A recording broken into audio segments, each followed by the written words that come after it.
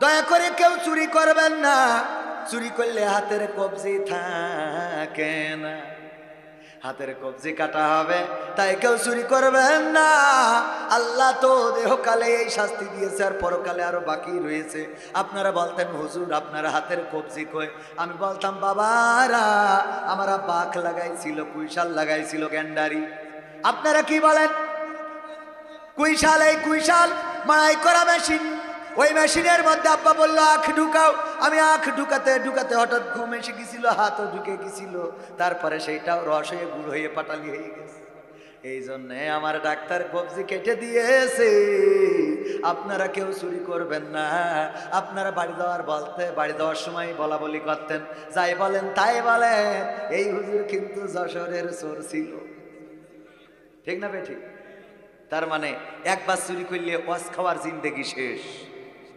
মসজিদের টাকা হঠাৎ বিপদে পড়ে যদি কোনো ইমাম ভুল ক্রমেও চুরি করে, আল্লাহ না করুক এরকম হয়তো করে না, যদি করে কোরআনের আইন অনুযায়ী শাস্তি কি?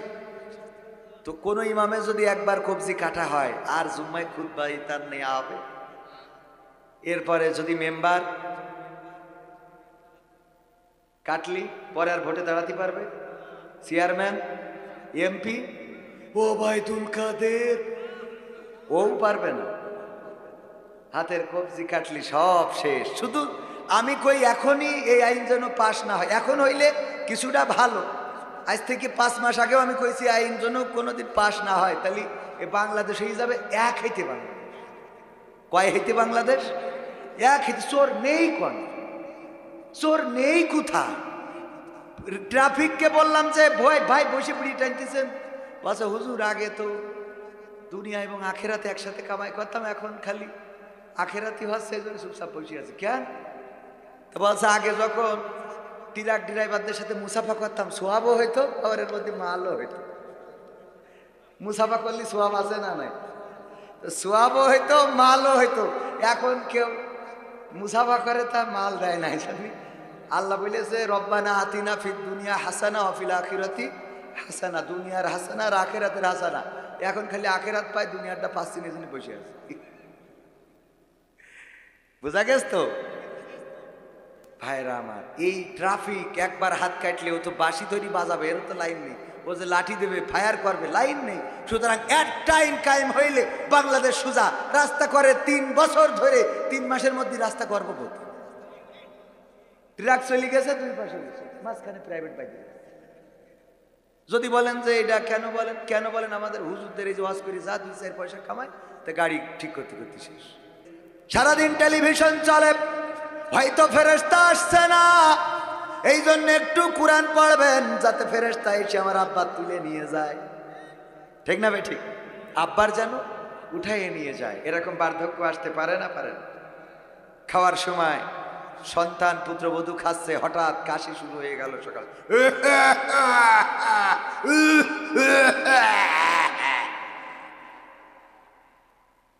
বৌমা পান্তা ভাত রেখে এসে বলবে এটার আগে বের কর। বলবে না? বলবে না? কথা কয় না। ঠিক না বে ঠিক? কিসের লড়াই, কিসের বড়াই, কিসের অহংকার? 4 আগস্টেও কল্পনা করে নাই যে এই চেয়ারে থাকা হবে না। কথা কয় না। লাভ আছে কোনো? 16টা বছর জনগণের দিয়ে গেল, কি পাইলো? বাবার দেশে জায়গা নেই, ভিটে বাড়ি সব ছাড়িতে দিয়ে চলে যেত। লাভ কি? বরং লাভ তো হয়েছে তাদের যারা বলেছিল ইন্না সলাতি ওয়া নুসুকি ওয়া মাহইয়ায়া ওয়া মামাতি লিল্লাহি রাব্বিল আলামিন। তারা ফাঁসির কাস্টে ঝুলিয়েছে, তাও গ্রিন টি খেয়ে তারপর উঠেছে। কথা কয় না। ঠিক না বেঠে? এটা সার্থকতা। এটা কি সার্থকতা? আল্লাহর জন্য রাজনীতি হবে, আল্লাহর জন্য নামাজ হবে, আল্লাহর জন্য রোজা হবে, আল্লাহর জন্য কুরবানি হবে। ইন্না সলাতি, নিশ্চয় আমার নামাজ, অনুসুকি আমার কুরবানি, ওয়া মাহইয়ায়া আমার হায়াত, ওয়া মামাতি এবং আমার মওত লিল্লাহি রাব্বিল। এই কথা শিখিয়ে দিয়েছেন কে? এর আগে বলেছেন কুল, মানে বলো। বলো কি? বলো ইন্না সলাতি, নিশ্চয় আমার নামাজ। এই নামাজ লোক দেখানোর জন্য নয়।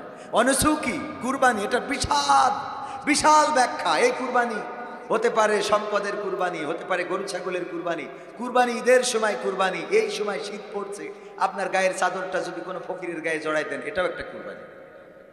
পারবেন দিতে? এইটা যেদিন দিতে পারবেন, ফকিরকে কোনোদিন সালাম দিয়েছেন? হ্যাঁ, ফকিরকে যেদিন সালাম দিবেন ওই দিন বুঝবেন আপনি সত্যিকার অর্থে মানুষ হয়েছে।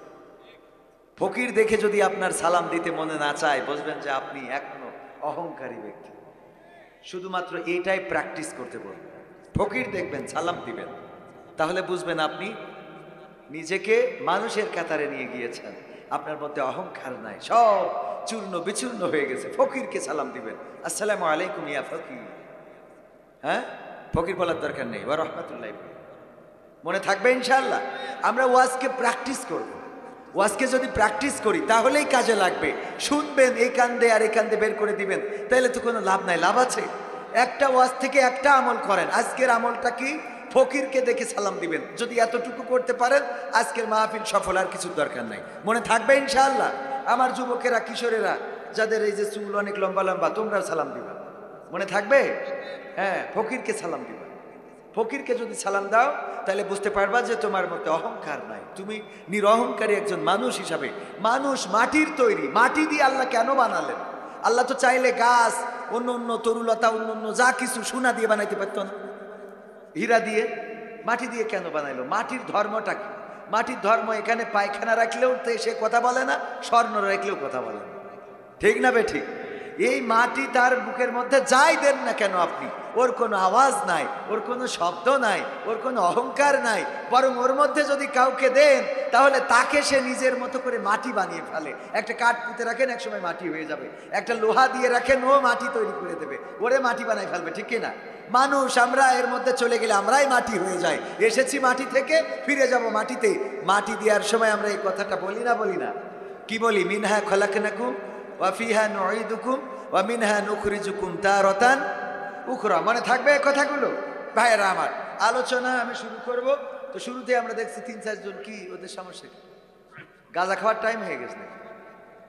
যে কটা উঠবে বুঝবেন যে বিড়িতে টান পড়েছে। হ্যাঁ, কারণ সবাইরে এখানে রাখা সম্ভব হবে? হবে না। কেন হবে না জানেন? আমাদের চেয়ারম্যান, সাবেক প্রধান অতিথি জনাব আকবর আলী তালুকদার সাহেব, ধরে নেন, উদাহরণ দিতে চেয়ে মাঝে মাঝে বলি, উনার বাড়ি মুরগি ছিল। কি ছিল?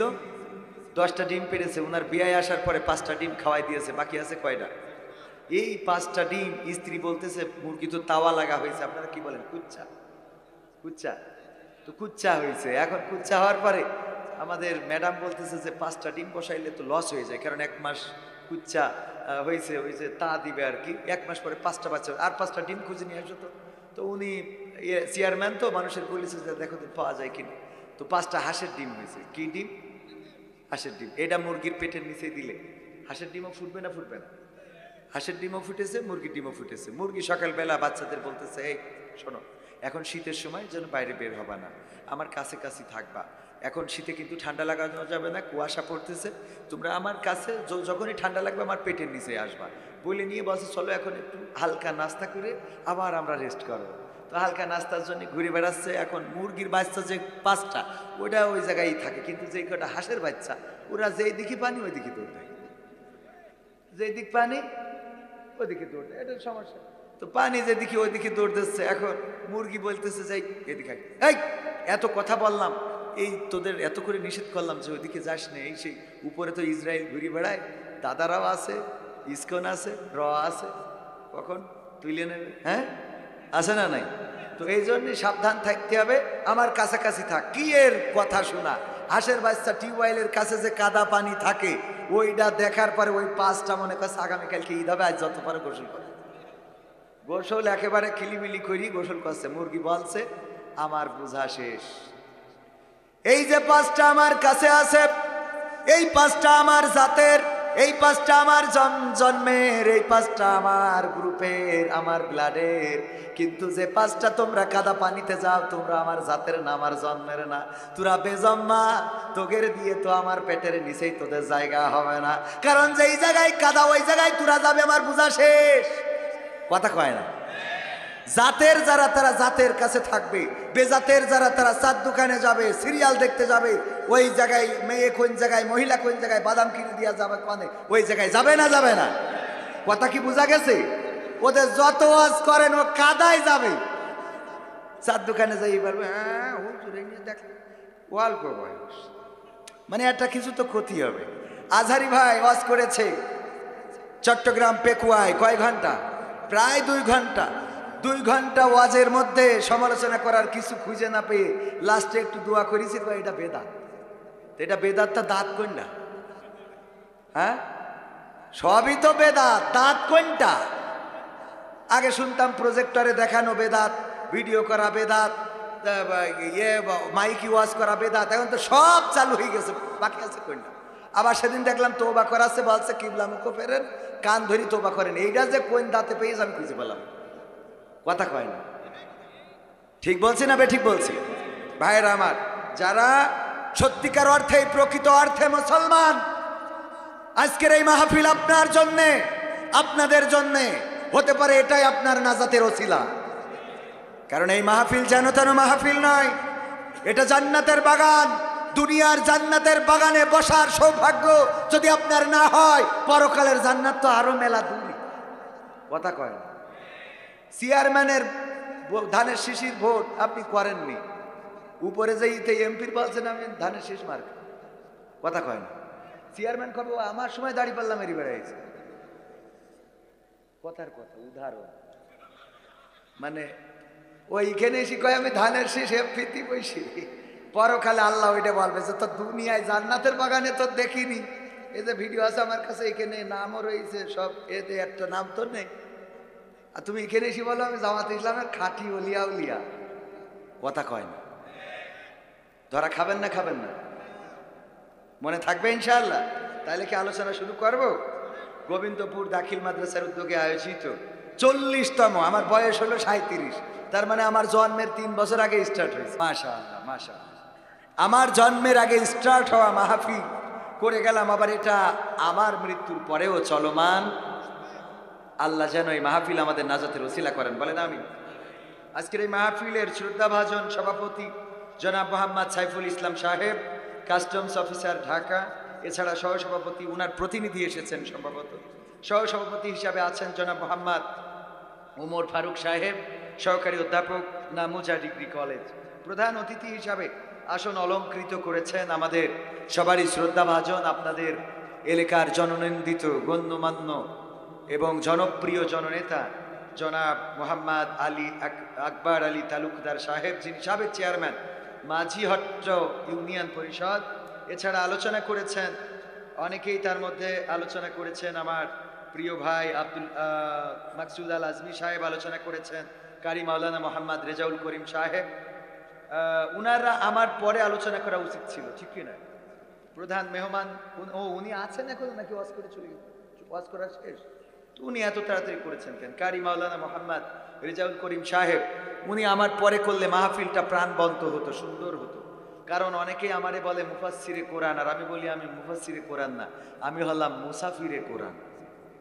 কি কোরআন?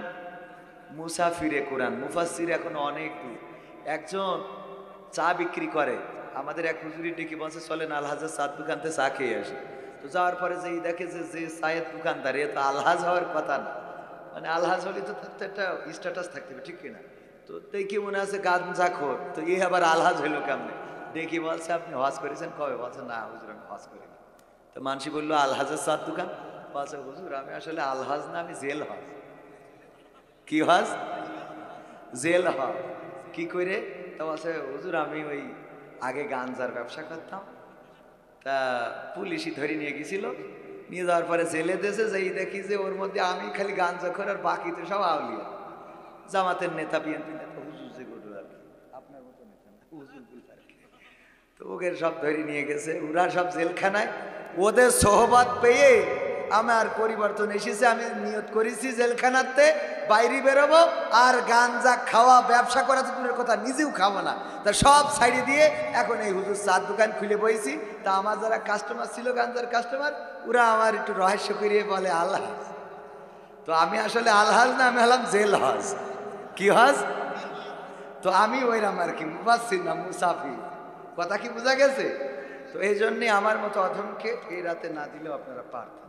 আলোচনা করেছেন মুফতি ওবায়দুল্লাহ আল হাবিবি সাহেব।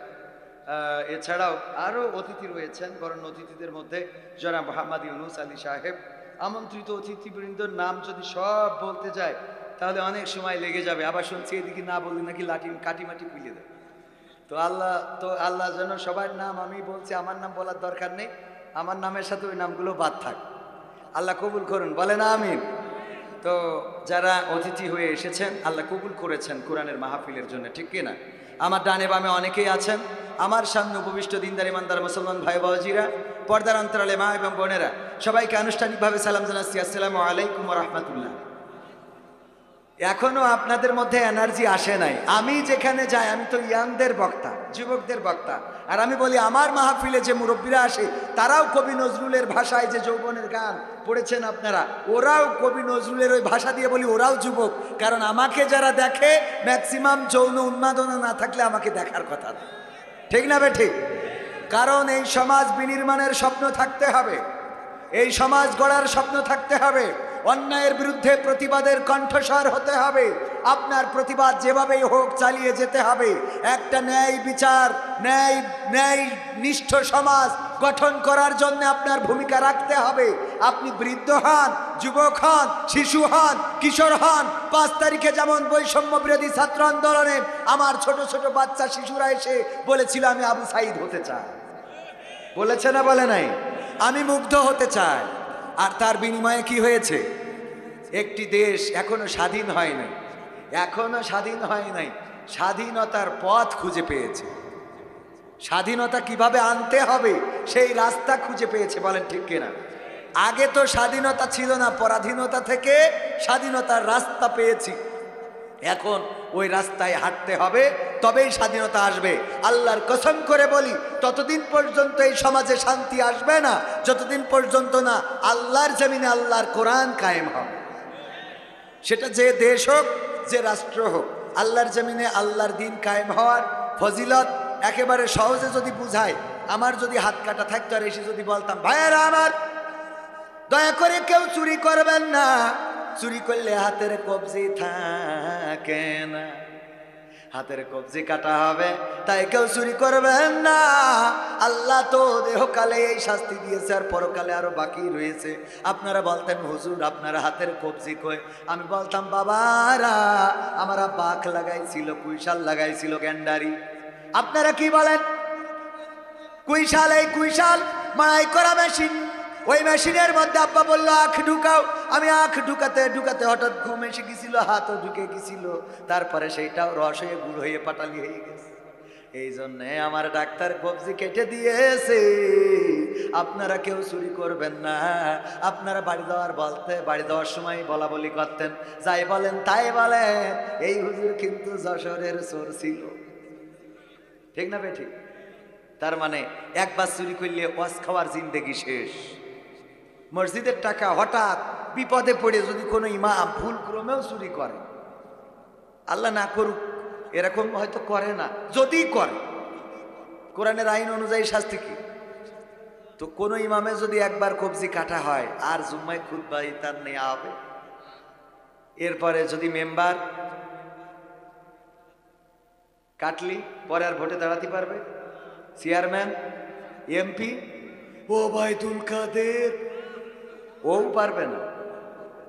হাতের কবজি কাটলি সব শেষ। শুধু আমি কই এখনই এই আইন যেন পাশ না হয়, এখন হইলে কিছুটা ভালো।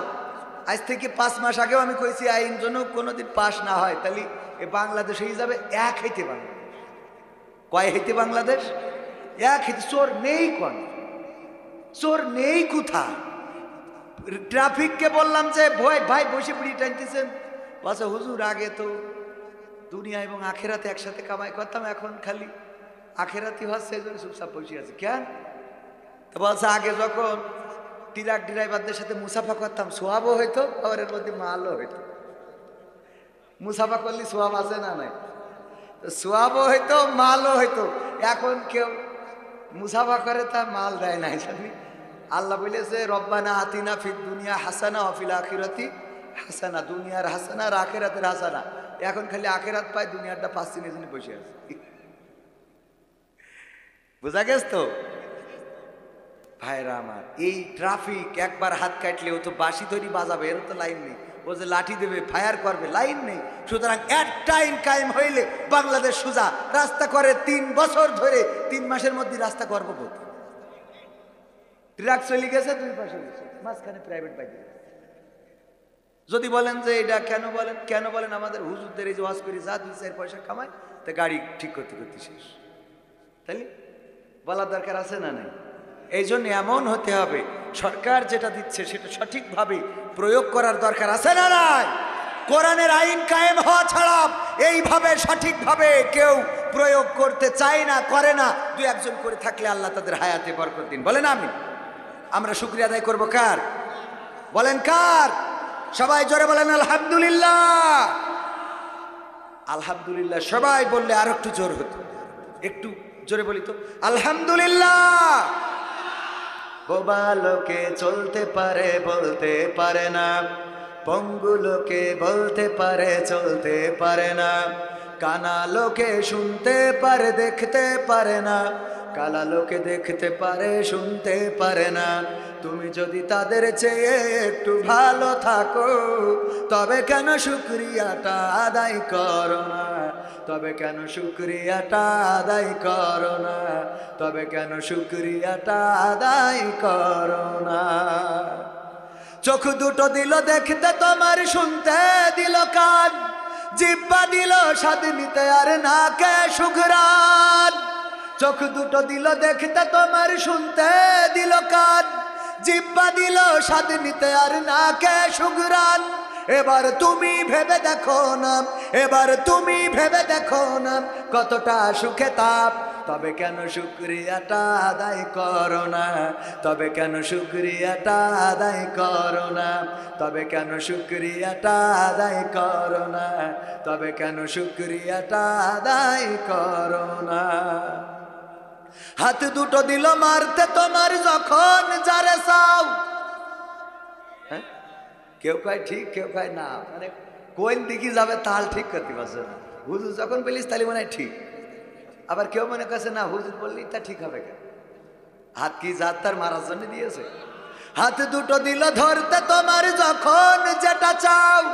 যেথাই সেথাই যাওয়ার জন্য দিলেন 2টি পাও। হাত দুটো দিল ধরতে তোমার, যখন যেটা চাও।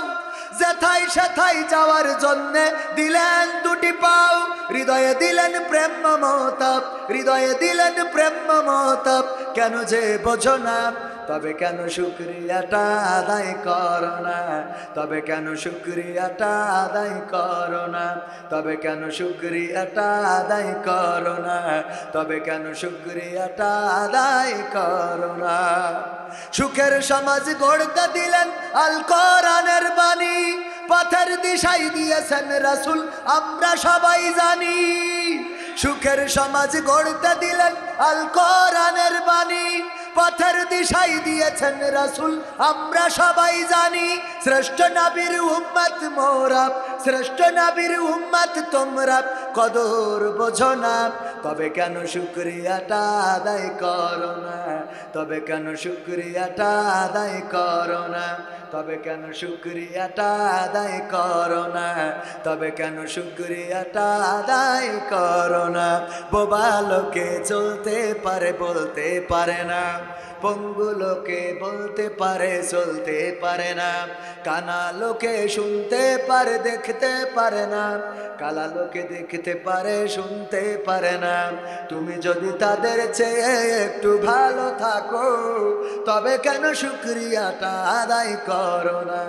তবে কেন শুকরিয়াটা আদায় করো না? তবে কেন শুকরিয়াটা আদায় করো না? বলেন আলহামদুলিল্লাহ।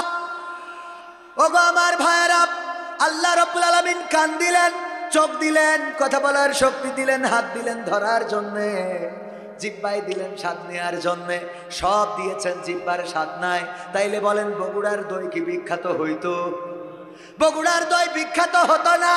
কারণ কি জিহ্বায় তো কোনো স্বাদ নাই। আমার যশোরের দই খাইলে যেমন লাগতো বগুড়ার দই খাইলেও তেমন লাগতো, ঠিক না বে ঠিক?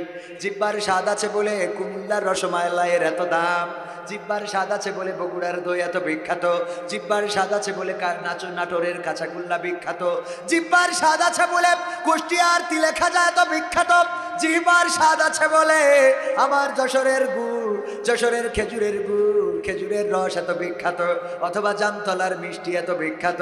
ওগো আমার ভাইয়েরা, জিহ্বার স্বাদ যদি না থাকতো তাইলে আপনি বগুড়ার দই খাইলে যেমন লাগতো, নাটোরের কাঁচাগোল্লা খাইলেও তেমন লাগতো, কুষ্টিয়ার তিলে খাজা খাইলেও তেমন লাগতো, কুমিল্লার রসমালাই খাইলেও তেমন লাগতো, যশোরের গুড় খাইলেও পাটালি খাইলেও তেমন লাগতো, আবার যদি পায়খানা খাইতেন তাও একই রকম লাগতো, ঠিক না বেঠে?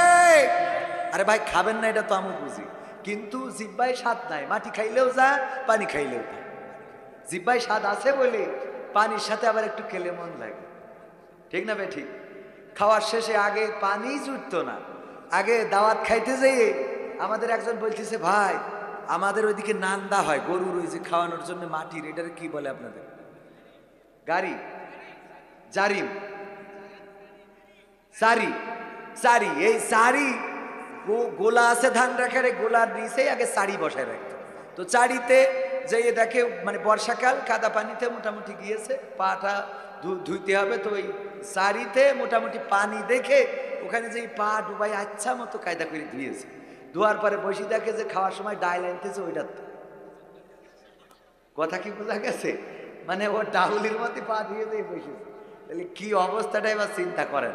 তো এখন এই যে খাওয়াই, আগের মানে ডাউল রান্না করতো তাও মনে হইতো পা ধোয়ার জন্য পানি, আর এখন ডাউল তো নাই, এখন কি যাওয়ার পরে আস্ত মুরগির ডিম, তারপরে নাস্তা তো এমনি হাবিজাবি আসেই, ওর সাথে আবার শরবত, সাদা পানির তো বালাই নেই, শরবত না দিলেই সমস্যা। আর খাওয়ার সময় তো ভাজি ভুজি টুজি, তারপরে মুরগির রোস্ট, গরুর গোশ, হাতির মাথা, শিয়ালের গোশ, মানে যত রকম আছে করা যায় সব খেয়ে, এবার পানি খেয়ে হবে না, পানি তাও মিনারেল ওয়াটার বোতল, এর মধ্যে আবার মোজো, ক্লেমন, 7 আপ এইগুলো না থাকলে সব আপ্যায়ন হয়েছে, কিন্তু ক্লেমন দেয় নাই, ফসফারি দেয় নাই, ঠিক না বে ঠিক? এগুলো জিহ্বায় স্বাদ আছে বলে এগুলোর দাম বেড়েছে, কদর বেড়েছে। যদি জিহ্বায় স্বাদ না থাকতো এগুলোর দাম। কবির বিন সামাদ এখানে আসার পরে সব আছে, হাত পা চোখ কান নাক মুখ চেহারা দাড়ি টুপি সব আছে, খালি জবানটা নাই। বলতেন এর নিষ্কিটা তার ধরা, ঠিক না বে ঠিক? হ্যাঁ সব আছে, নাই কি শুধু শুধু কণ্ঠটা নাই। আবার আবার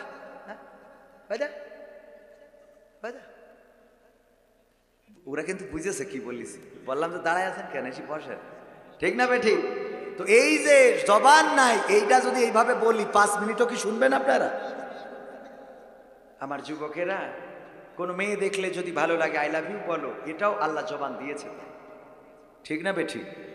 যারা স্ত্রী আছে সুন্দর করে তো পাম দেন, তোমার চেহারা দেখার পরে আমি পৃথিবীর সব ভুলে গেছি, একদম মিছে কথা, ঠিক না বে ঠিক? কয় আকাশটা এত নীল তুমি এসেছো তাই, ও এতদিন লাল ছিল, পাম মারা জায়গা খুঁজে পাও না। কালকে বললাম যে মাহফিল কতক্ষণ চলবে, বলছে হুজুর সারা রাত। আমি বললাম এইগুলো আর একটা মিছে কথা। আমি বলছি কতক্ষণ থাকবেন, বলছে হুজুর সারা রাত। বললাম একদম মিছে কথা, ঠিক না বে ঠিক? সারা রাত বললে যে পয়লা হাত তোলে সারা রাত, ও আস্তে করে আগে উঠে চলে যায়। হুজুর আল্লাহর জন্য আপনাকে ভালোবাসি, সত্যি? হ্যাঁ। নামাজ পড়েন? তা না। তাহলে কি আল্লাহর জন্য ভালোবাসা হইল? আল্লাহর জন্য ভালোবাসলে তুই তাকে নামাজ পড়বি রে, কথা কয় না। আল্লাহর জন্য হুজুরির ভালোবাসো, আমার আজহারি ভাইয়ের মাহফিলি যাওয়ার জন্য মাথা ফাটাফাটি করতেছে, আজহারি ভাইয়ের মাহফিলি যাবে, পুলিশ বাড়য়ে মানে মানুষকে সোজা করতে পারতেছে না, আজহারি ভাইয়ের এত ভক্ত। তা আজহারি ভাই যদি ভক্ত হইস, তো আজহারি ভাইয়ের মুখি দাড়ি, মাথায় টুপি, তোর গায়ে শার্ট, দাড়ি কিনছে, কথা কয় না। কয় আল্লাহর জন্য ভালোবাসি, তা আল্লাহর জন্য ভালোবাসি তো দাড়িটা তো ছাড়বি, মাথায় টুপিটা তো পরবি, জুব্বা না গায়ে দিস, একটা কাঁটা পাঞ্জাবি অন্তত গায়ে দে, কথা কয় না। তাহলে কি আল্লাহর জন্য ভালোবাসা হলো? এই মিথ্যা কথাগুলো ছাড়তে হবে, ছোট ছোট মিথ্যা, কিন্তু এগুলো মিথ্যা। আমার চেয়ারম্যান একটা কথা বলেছে, আমার ভালো লেগেছে।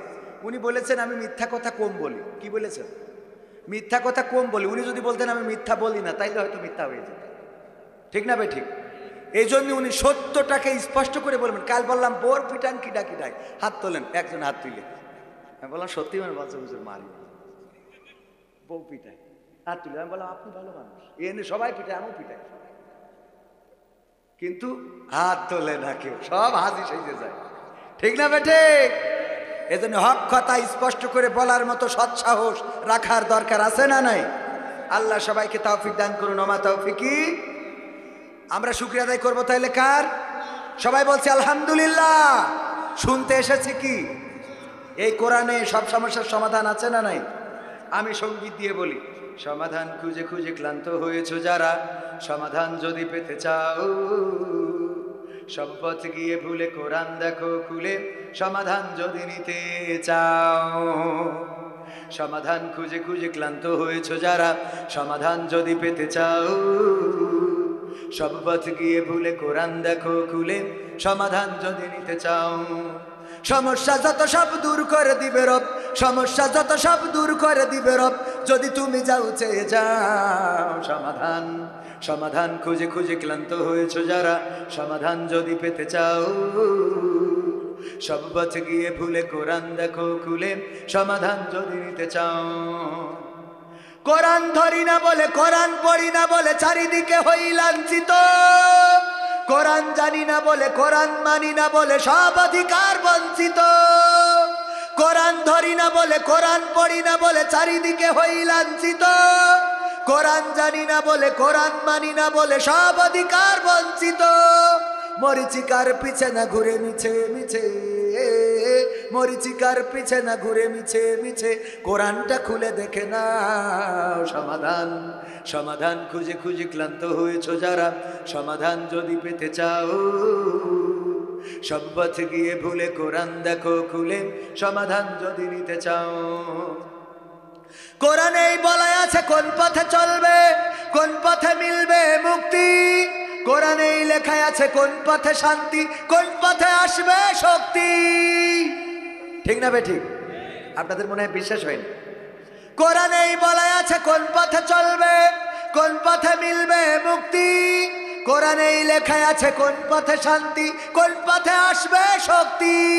আলে আর আলোয়ে প্রতারিত না হয়ে, আলে আর আলোয়ে প্রতারিত না হয়ে, কোরআনটা খুলে দেখে না।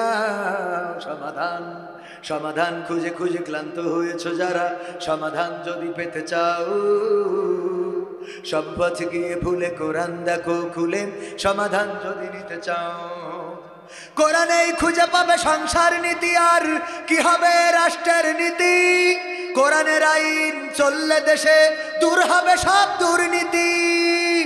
কোরআনেই খুঁজে পাবে সংসার নীতি, আর কি হবে রাষ্ট্রের নীতি, কোরআনের আইন চললে দেশে দূর হবে সব দুর্নীতি। মানব রচিত মতে শান্তি খুঁজো না পথে, মানব রচিত মতে শান্তি খুঁজো না পথে, কোরআনটা খুলে দেখে না। সমাধান সমাধান খুঁজে খুঁজে ক্লান্ত হয়েছো যারা, সমাধান যদি পেতে চাও, সব পথ গিয়ে ভুলে কোরআন দেখো খুলে, সমাধান যদি নিতে চাও। মারহাবা বলবেন না? সব সমস্যার সমাধান, সব সমস্যার সমাধান যারা বলেন নাই তাদের হয়তো মনে হয় না। ওগো আমার ভাইয়েরা, কোরআন যদি কায়েম হয়ে যায় এই সমাজে, কোরআন যদি সংসদে কায়েম হয়ে যায়, কোরআনের আইন অনুযায়ী সব বিচার যদি ফায়সালা করা হয়, সব অবিচারের যদি বিচার করা হয়, কবির বিন সামাদ যদি জেনা করে, ব্যভিচার করে, ধর্ষণ করে, শাস্তি কি? সঙ্গে সার করা। বাংলায় বলে মাজা পর্যন্ত পুঁতে দাও মাটির মধ্যে, তারপরে চারিদিক থেকে ইট পাথর নিক্ষেপ করো, তারপরে তাকে হত্যা করো। তবে সেটা হতে হবে জনসম্মুখে, সেটা জনগণের মধ্যে, মানুষের মধ্যে। এইভাবে ক্যামেরা থাকবে, ভিডিও ক্যামেরা লাগানো থাকবে। কবির বিন সামাদ অপরাধে অপরাধী, চারিদিকে পোস্টার করা হবে। আমাদের অতিথি সভাপতি সবাই থাকবে যে তার বিচার ফায়সালা হবে। সাক্ষী প্রমাণ দিয়ে প্রমাণিত হয়েছে অবিবাহিতদের 100 বেত্রাঘাত, ওদের একটু শাস্তি কম, অফার ছাড় আছে। খুশি নাকি? ভাল লাগছে না? অবিবাহিতদের 100 বেত্রাঘাত, আর যদি বিবাহিত হয় তাইলে কি সঙ্গে সার করা, তবে যদি ধর্ষণ করে সেটার জন্য সঙ্গে সার মাস। শুধু জেনাকারী যদি হয় তাইলে 100 বেত্রাঘাত অবিবাহিতদের, আর বিবাহিত হইলে অবশ্যই মাজা পর্যন্ত গেড়ে দাও, ইট পাথর মেরে তাকে সঙ্গে সার করো, পৃথিবী থেকে নিশ্চিহ্ন করে দাও। যদি কবির বিন সামাদকে এইভাবে পোস্টার করে যে কবির বিন সামাদের সঙ্গে সার করা হবে, সবাই আসবেন এটা দেখার জন্য। সবাই যদি আসতো, আমাদের মিডিয়া যদি ভিডিও করতো, আর টেলিভিশনের চ্যানেলগুলো এসে যদি লাইভ সম্প্রচার করতো, এটা দেখার পরে বলেন দেখি গার্লস স্কুলের সামনে দিয়ে কোনো যুবকের কি পিটে নিয়ে যাওয়া যেত? ও বলতো রাস্তা দরকার 1 কিলো ঘুরে যাবো, কিন্তু আমি না না, ও পথ দিয়ে যাওয়া হবে না। ঠিক না বেঠে? একদম সোজা।